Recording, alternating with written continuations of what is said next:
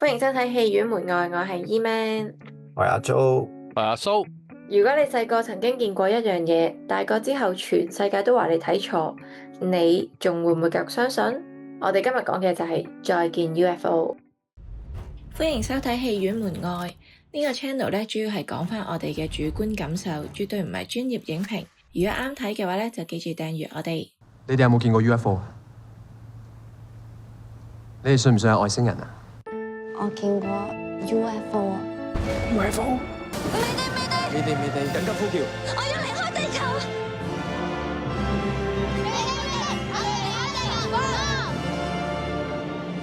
再見 UFO 係今年2026年正式上映嘅港產片啦。導演梁柏堅，主演徐天佑、黃又南、蔡卓妍。其實呢套戲咧就2018年已經拍完㗎啦，不過足足等到2026年先正式上映啊。故事啊源自於華富村 UFO 嘅都市傳說，話真係拍下呢套戲都有少少變咗都市傳說啊！咁耐先上映。咁講述咧3個曾經見過 UFO 嘅小朋友長大之後咧，各自面對現實嘅壓力啦、人生嘅選擇，同埋大個咗信念崩塌啊！故事唔係主要圍繞住 UFO， 而係講緊香港人嘅成長、失去同埋信念。我哋之後會詳細講更加多關於劇情上嘅嘢㗎啦。咁咧，我補充下資料啦。咁香港電影導演會年度大獎嘅最佳電影係呢套《再見 UFO》啊，同埋呢個最佳導演係梁柏堅嘅。咁另外仲有衛詩雅都攞咗呢個最佳女配角嘅。好啦，國際慣例啊，問你哋一條問題啦。嗰3個小朋友咧，準備揾外星人嘅時候咧，講過一句啊，佢話：哇，430穿梭機入邊啊，有個 artist 成日打細路嘅，係邊個？吓？周星馳係係好似係周星馳，好似有講過周星馳個名咯，我就記得佢就係提過周星馳咋。係啊，好搞笑啊呢段，因為我打得細路嘅咩？我冇睇過啊，我唔係嗰個年代。可能以前啲節目佢整蠱下啲細路仔啩，唔係真係打嘅。咁我哋之後講嘅咧都會有大量劇透啊！如果未睇嘅觀眾咧，就記住入場睇完先入翻嚟啦。我自己覺得係一個幾溫情，睇住香港嘅時代變遷咯，同埋嗰3個主角嘅嗰個成長嗰個變化，即係你可以透過佢哋3個嘅成長片段睇得出香港真係變咗好多。成套戲我覺得都好好睇啊，可以話係今年睇過最好睇嘅港產片。我自己都覺得呢套電影睇落都好舒服嘅。咁雖然佢成個主題係講80-90年代嘅集體回憶啦，咁我咧雖然係未經歷過嗰個年代嘅，但係我睇落咧都即係覺得我成件事都唔太煽情嘅，啲情感都幾真摯，咁都幾有說服力嘅。咁佢係講嗰啲屋村人情啊、時代變遷啊咁，但係我就覺得佢中間就有少少拖啦，咁啲劇情有少少零碎啦，咁同埋有好突然嘅劇情會出現，咁陣間再討論啦，係啦。但係 overall 我覺得呢套電影係幾好嘅，我都幾中意呢套戲嘅，我覺得佢係即係主打溫情嘅小品啦，咁睇落咧係個人都幾舒服嘅。雖然片長都係一貫最近港產片嘅弊病，都係有啲太長啦，2個鐘。我都係一直堅持覺得港產片其實90分鐘已經好夠噶啦，因為佢唔係話好多 background 要交代，又唔係話劇情好多突變咁啊嘛。咁我係幾中意佢處理，譬如中間其實好多人生死啊，呢啲態度咧，佢冇刻意放大到好 dramatic 啊，佢係好輕輕咁樣帶過每一個人離開。其實中間都有幾多人離開噶嘛，3個主角嘅家人啦都會有好多離開啦，而大家睇咗都知啦，即係最尾有一個主角都會離開啦。咁我覺得佢冇放大呢個悲痛嘅感覺咧，就成套戲個協調得好好咯，即係冇話邊個位會特別好勁咁樣，係啦，咁就好舒服咯。成套戲睇完會作為香港人睇呢套戲，係都會一定會有感覺嘅，對好多佢都加咗好多香港特有嘅情景同埋情懷入去，咁一定會有感覺咯。我都 OK 啊。即係我哋而家可以討論下，大家認為有咩回憶啦，即係香港嘅回憶啦。我自己睇到就係今日睇真啲啊，應該我哋3個冇睇過呢個節目嘅，冇睇過啊，但我起碼有聽過個節目，同埋知道個主持人係邊個咯。佢最諷刺係今日睇真啲，我大概略略講下啦，係亞視嘅1995年啦8月就買入咗呢個咩羅茲威爾外星人解剖嘅黑白片段啦，跟住咧佢就喺今日睇真啲嗰度就諗住喺度解剖啊，但係每次解剖嗰時咧，佢都拖到勁長都未解剖嘅。咁咧佢就有一幕係揾阿謙仔過嚟做上台講即係做家庭觀眾過嚟問佢問題啊嘛。跟住隔離係阿陶傑啊嘛，你發覺係好多出名嘅人喺入面咧，你發覺成套戲入面，咁阿陶傑就係好理性啦，就覺得唔信外星人。咁阿軒仔咧就佢話見過外星人啦，之後就出嚟分享啦。咁你發覺其實佢同我記得我唔知今日睇真啲有冇呢個情節咧，但係最好笑就係佢喺個電視外面咧，阿歐錦棠其實就係今日睇真啲嗰個角色啊嘛。今日唔知係咪個謙仔講話咧，哇，其實咧都好假喎，啲外星人，我唔知係唔係佢講，佢話好假啦。跟住阿歐錦棠就講話，喂，其實啲主持人都好難搞嘅，即係頂好耐嘅，即係佢撐好耐場。其實佢講緊佢自己咯，係啊，好好笑喎。自嘲，我覺得最大嘅感受就係香港有 UFO 咯，即係呢一個傳說咯，因為華富村。即係個個都會聽過㗎，呢個都市傳說由細聽到大，就係話華富村可以睇到 UFO 嘛。好多年前係講緊我細個小學嘅時候已經聽過呢個傳說，到而家起碼都10幾20年啦。咁跟住，但係細個已經聽過，即係代表再耐啲啦，即係講緊可能40年㗎咯呢個傳說。咁而唔知大家覺唔覺得咧？即係我係信有 UFO 嘅呢個世界，你哋信唔信啊？我信嘅，無奇不有咯。UFO 你有得地球，你咁多個星球，你唔排除有外星人呢樣嘢咯。係啦，咁大家都信啦。我係信嘅，我係。但係好得意一樣嘢就係咧，科技越發達咧，越少影到 UFO 嘅證據喎。即係你話可能有啲人陰謀論話其實 NASA 有嘅，不過 NASA 禁咗嘅。但係講緊幾十，可能我小學嘅時候成日喺啲討論區都見到會話咩外星人流出啊，咩影到啲秘密相啊，朦朦地嗰啲就當係嗰啲咧。但係而家越嚟越少呢樣嘢咯，反而科技越發達，鏡頭越清晰就越難揾到咯。所以都幾吊詭呢件事，但係我都係信有 UFO 嘅呢個世界。外星人嚟咗地球一次啊，覺得都冇乜特別嘅，之後就已經從來冇再翻嚟過，所以就冇再見 UFO 啊，係呢件事。我比較有感覺嘅就反而係個金融風暴嗰一幕。你有經歷過嘅？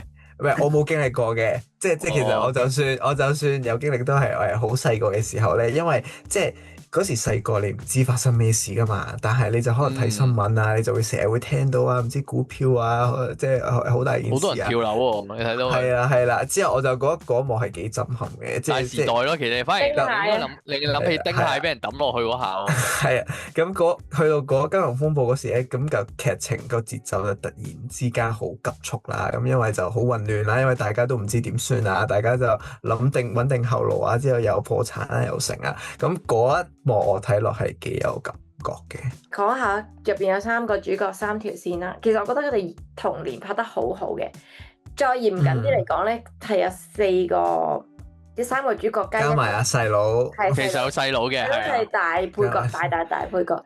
細個嘅細佬係超得意啊！嗰副，但係佢又變咗個胖，係變咗個胖白。其實佢係佢嘅視角嚟睇呢個故事咯。係啊，好 Q 嘅，同埋我覺得細個嘅演員做得好真摯啊，成個感覺。係好舒服。佢舅父嗰一幕啊，你問佢點解你唔翻工？嗰一幕好得意啊！點解你唔翻工？咁但係我哋講翻長大咗嗰3條線啦，即係黃又南、徐天佑同埋蔡卓妍。你哋最中意邊個人嘅故事先呢？其實係黃又南喎，即係佢好感動，係佢最尾嗰下，佢同佢個細路講翻話。點解你仲未死嘅？其實嗰下好諷刺，因為佢細個佢以為自己好早就會死噶嘛，跟住佢堅持到，所以佢先冇 planning 咯。佢個人就係，因為佢連聽日嘅時間都唔知有冇，咁佢點會有一個有 planning 嘅人呢？即係佢當佢知道佢人生好似可以繼續生存落去咯，咁佢先開始有計劃自己人生係應該點樣做啊？即係揾翻正職啊，跟佢大佬做嘢啊，做地產啊，做翻所謂嘅香港人啦。其實佢一直都係一個異類咯。其實如果佢有血癌嗰時，佢驚緊嘅時候，佢都冇揾工噶嘛。所有人都覺得當時嘅香港人就係話，點解你唔揾翻份正經嘅工啊？嗰年咧，啲香港人都好拼搏㗎，又朝早就翻工，夜晚就去讀書咁樣。即係嗰年係只需要你肯搏，你肯捱，你就會有錢攞咯。即係你點解會睇得出呢樣嘢？嗰年代嘅歌咧，都係表達緊呢件事啦，半斤八兩啦。就算有風都冇理想。跟住其實你見到佢另外一個寫照就係徐天佑，徐天佑就係好搏命，好搏命，到最尾竟然係一無所有。所以我覺得佢黃有南係俾人咁，因為前期係俾人感覺上佢係香港人嘅異類咯，佢係唔似香港人嘅香港人咯。但係佢就係因為佢有咁嘅限制，所以佢先唔似香港人咯。但係我自己咧，反而我最中意子健嗰條線咯，因為嗱，首先佢就細個就發現，即係佢細個同爸爸嘅感情好好啦，咁爸爸會教佢點樣睇星啊，之後教佢好多人生道理啊，發現係二奶仔，跟住就即係總之成個人生係俾人呃嘅，跟住就好似冇咗個燈塔咁，人生冇晒方向，咁我就覺得佢點解大個佢咁努力揾錢咧，就係因為嗰時就俾社會嘅風氣影響，咁嗰時就係話佢上咗嗰啲講座就係話要發達，之後俾全民洗腦，就係要發達，香港人就係要努力做嘢，咁就變相係隨波逐流去做一樣嘢，即係就係要揾錢。佢後尾遇翻衛詩雅，佢先即係衛詩雅原來一直有佢細個嘅老作，就係嗰個子健號，咁咧就好似幫佢揾翻佢嘅童年，揾翻佢自己咁樣咯。我覺得呢條線我係幾中意嘅。我同 JoJo 一樣咯，我都係中意子健嗰條線咯。反而我覺得阿 Sa 嗰條線咧係最弱噶。可怡嗰條線咧，即係雖然佢細佬好 Q 啦，好搶戲啦，但係就最平凡咯。我自己覺得，咁佢真係，事實上都講緊佢係一個好平凡嘅家庭，隨住佢嘅人生軌跡，慢慢咁樣做一個好平凡嘅香港人咁樣咯。子健嗰條線就係最完整啦，成個家庭見到佢成個家庭嘅關係，點解會導致佢而家呢個性格咁孤獨，喺呢個都市人嘅寂寞咁樣，都好完整，我就比較中意嗰條線啦。但係其實佢 overall 成套戲都係講緊，大家可能我哋大家細個都會覺得自己係好特別、好與眾不同，可能而家都係啦。但係其實慢慢就會發現，原來自己都係一個平凡人，就會慢慢學習接受自己就係都要返工做社畜的決心啦，就係選擇有罪咁樣啦，又好似咁就係大家都接受咗呢個現實，但係呢一個就係社會俾我哋嘅規範，社會俾我哋嘅位置咯。咁但係我都希望即係睇完呢套戲咧，都希望大家或者自己可以嘗試下揾翻自己細個嘅初心咯。咁我覺得呢樣嘢係呢套戲最大都俾我嘅反思，就令我諗翻起其實我細個係想做啲咩咧？我細個係有啲咩夢想咧？我而家達到未咧？我覺得好嘅電影就係你睇完套戲之後會有帶出到反思，會繼續延續，唔係睇完就算。咁我就覺得呢套已經算係一套幾唔錯嘅戲。咁當然啦，入邊都有好多我覺得內容比較冗長嘅位置嘅，即係有啲嘢重複又重複，或者好多位可以刪減嘅，譬如衛詩雅嗰啲戲。有好多可以刪減啦，佢哋細個嘅片段，某啲位都可以縮短啲咁樣。有啲重複啊，佢係環保 shot 用咗幾次。我覺得佢冇乜嘢，我自己覺得佢冇乜嘢嘅，即係有感覺嘅，係啊，舒服嘅，但係都係多得滯咯。同埋可以考試嗰啲又好似多咗咯。係啊，同埋咩阿哥啊，跌爛琴嗰啲，即係某啲位都可以刪減啲咯，我自己覺得。係啊，佢可能有意識流嘢想表達咧，佢個可能係咯，暫時未喺度，係撲街啊嘛，同埋大家講撲街啊嘛，係啊，撲街佢嗰幕係剪好多啊，撲街啦！呢次真係撲街啦，撲街啦，即係佢表達咗撲街都有幾個層次啦。佢嗰時一開頭係嗰邊嘅嗰咩股市冧咗，真係一個人撲街啦。子健大個之後咧，佢嘅股市見到話撲街啦，跟住咧佢嗰個唔知琴定咩跌咗，嗰個裝修工人又跌咗，跟住話撲街啦，跟住再上翻去，大哥又嗌撲街啊嘛，跟住最尾去，我記得最尾收尾如果冇記錯，應該係謙仔嗰個嗌撲街啊，大哥時其實幾好，我覺得佢幾好笑，我自己覺得。對比起我自己覺得佢所有人最撲街嘅一件事就係、其實係子健啊嘛，借咗大耳窿，跟住仲要係要還嗰時啲，其實嗰件事係最撲街噶嘛，即係個琴都未必都冇子健咁大鑊啊嘛。但係我覺得佢嗰個位就係佢冇放到好大啦，即係會俾翻個希望你咯。去到最尾東叔都話我借俾你啦，搞得掂嘅。即係所有嘢都冇令到你真係話，哇冇使錢啊，準備要唔知做啲乜啊咁樣，但係所有嘢都會俾翻少少甜頭你兜一兜翻，成件事就舒服啲咯。我諗起咧，我好中意其中一幕咧，係好早，大家歪翻大先，就係獨白嚟嘅，吳兆軒嘅獨白啦，講話唔知你有冇見過外星人，即係講呢啲嘢啦。跟住其中有一幕咧係個 filter 係舊菲林嘅 filter 啦，剪咗好多唔同嘅片段落去嘅，即係有啲花啊，有啲草啊，有啲意識流嘅嘢，好快，每個 shot 都係1-2秒咁樣過，撮咧，好中意呢種剪法啊！我呢啲咁樣剪法之後，除咗你話花花草草啊，佢時代變遷其實佢都剪咗好多落去。哦，係啊，即係佢有剪咗香港好多啊，咩放煙啊，唔知啊，係啊，time jump 佢剪咗好多落去，其實佢都剪咗。整得幾靚，佢應該係用 CG 整嘅喎，因為你見到佢嗰個drone shot 係即唔會拍到噶嘛，而家係舊時嘅香港。我懷疑攞翻舊片咯。你一講起吳兆軒，我對我發現諗起嚟咧，佢好實在咁樣講話幾時啊？即係其實幾時會升職，幾時會加人工？即係佢問好多幾時嘅嘢。其實我自己覺得好似講緊香港人就係好實際咯。即係佢話其實諷刺緊香港人就係好實際，就係成日問即係幾時。佢冇話會話自己去爭取呢個時間點咯。即係其實有時係嗰個命運係掌握喺自己手上啊嘛。你應該要自己去爭取啊嘛，唔係成日問幾時啊，或者點解會發生呢啲嘢喺身上啊嘛。即係怨天尤人咁嘅感覺咯。我唔知係咪佢諷刺緊而家有啲香港人係怨天尤人啊，有啲位係。同埋可能有少少扣翻咧，梁祖堯咪講過話，最緊要係要 planning 啊嘛，要計劃啊嘛，咁就可能就係話成日話幾時，即係將來嘅嘢，咁反而就冇活在當下，寫照咗香港人對未來嘅恐懼咯。呢一個對未來嘅恐懼心係由以前從古到今啊都發生緊嘅，希望大家都可以活在當下咯。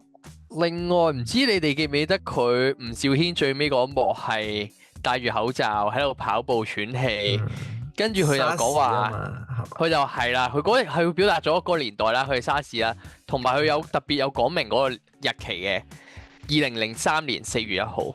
咁呢一日其實發生咗啲咩事咧？哥哥，因為我有睇啲訪問嘅，佢有講電影訪問，有少少電影訪問嘅，佢又講4月1號咧。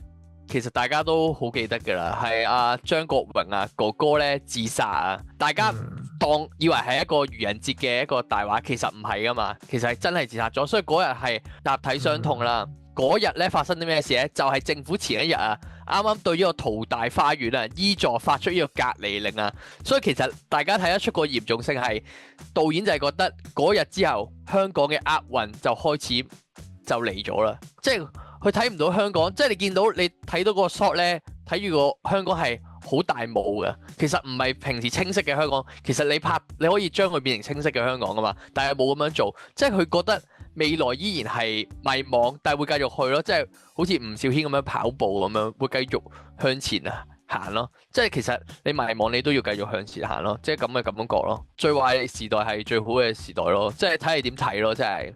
國際第二慣例啊，評分時間5分滿分，我俾3.5分，因為我覺得劇情都流暢嘅，篇幅有啲長，感情都自然流露嘅，但係唔係話好中我個 type 啫，水準幾高，所以3.5分，值得入場支持。我都係3.5分嘅，咁我都幾中意佢哋3個主角入面嘅關係啊，佢哋嘅故事都幾有趣嘅，但係我就反而希望佢有多啲科幻元素咯，因為我入場係 expect 係會真係會俾人綁架，跟住解剖嗰啲。我想多咗，係啦，因為我之前睇過類似嘅電影，唔係叫神秘肌膚嘅，都係講童年創傷啊，就係細細個俾見到外星人啊，但係佢係更加 deep 嘅、更加 dark 嘅，就係講嚟嗰啲性侵嗰啲。但係我 overall 我覺得佢最後都兜到一個結局，即係佢類似 Mayday 就係類似係召喚翻童年嘅自己，之後就揾翻自我咁樣。我覺得個 message 都正面嘅，所以3.5分。我自己係俾，其實可能係今年都比較高分嘅港產片啊，俾4分我俾咗。《John UFO》係一套好嘅電影啦，其實我覺得佢嘅入場率應該再多啲啊！即係佢唔應該只限可能開映首週就係剩翻咁少嘅場次咯，因為佢呢套戲你見到係好多反思嘅位置啦，跟住你可以揾得翻你童年嘅自己啦，跟住你係一套好嘅電影，我成日都講話係要有共鳴啦，咁你會揾到好多共鳴嘅位啦，尤其是80、90年代嘅人就會更加揾到共鳴位啦，即係我哋就算90年代啱啱出世嗰啲都揾到共鳴位嘅話，我相信佢哋應該揾得更加多。咁我覺得呢套係一套幾好睇嘅電影咯，我覺得大家值得入場睇咯。你諗下呢套戲係其實係遲咗，佢好早拍咗啊嘛。呢套戲睇得出咧，一啲都唔 outdate，佢反而仲好睇過而家時下而家播緊即係最近拍嘅港產片。我就覺得其實真係要反省下咯，即係點解呢套戲仲好睇過而家拍嘅港產片？其實真係要諗清楚個定位咯。咁我哋都係一致推薦大家入場睇嘅，希望我哋可以外星見啦，Mayday Mayday！如果大家中意我哋嘅 channel 咧，咁就記得 like、comment 同 subscribe 我哋外星見，Mayday Mayday！我要離開地球。